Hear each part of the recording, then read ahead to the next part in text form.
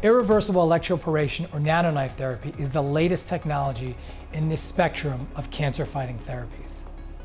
Irreversible electroporation or nanoknife is a local tumor therapy similar to radiofrequency ablation and cryoablation.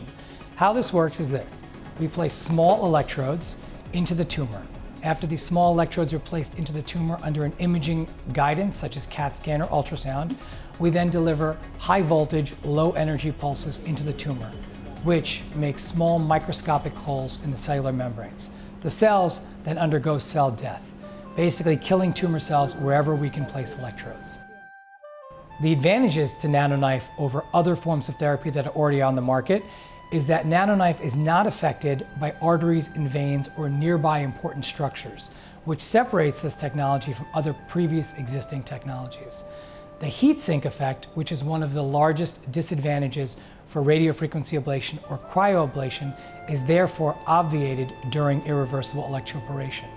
This allows us to place these probes into tumors which are nearby vital structures, such as arteries or veins, and successfully kill these tumors without damaging those nearby structures.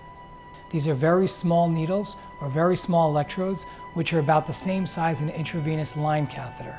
These are placed directly into the tumor without an incision or any stitches, and following the procedure, the needles are removed and patients generally spend 23 or 24 hours in the hospital and leave the following day with maybe just a Band-Aid on their skin.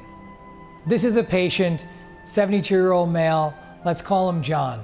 John had colon cancer which spread to the liver. As you can see here in the left lobe of the liver, there is an area which is outlined by red arrows. This is the tumor that we targeted during his nanoknife therapy. We placed multiple small electrodes into this tumor as shown by this image.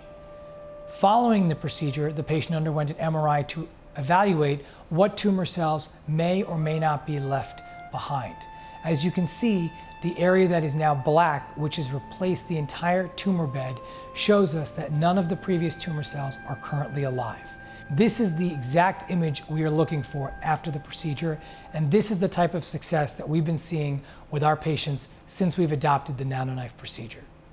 Being that this is a relatively new technology, only being FDA approved in 2009, a lot of patients may not know, or in some communities, physicians may not know that this is an available technology because they are used to the usual limitations of ablative technology. For instance, if they normally have a tumor which is near a vital structure, they may not consider ablation as an option.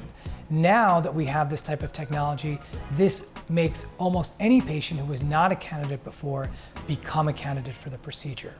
So if you're in a community where this is not generally available, this may be something that the patient wants to bring up with their physician or local oncologist and work in concert with them to make sure that they get the latest technology if it is the right thing for them to undergo.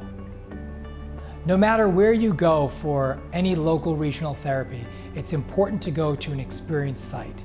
In 2011, Inova Alexandra Hospital became an international proctor site for the irreversible electroporation or nanoknife. We will serve as a site which trains other physicians, both nationally and internationally, on how to use the latest technology. We are excited to have this technology here at Inova Alexandra Hospital. There really are no words to describe the feeling that you get when you can tell a patient after they've come to you, especially when they've failed other therapies, that all of their tumor, as we know it, is gone. That is just, no words can describe that feeling.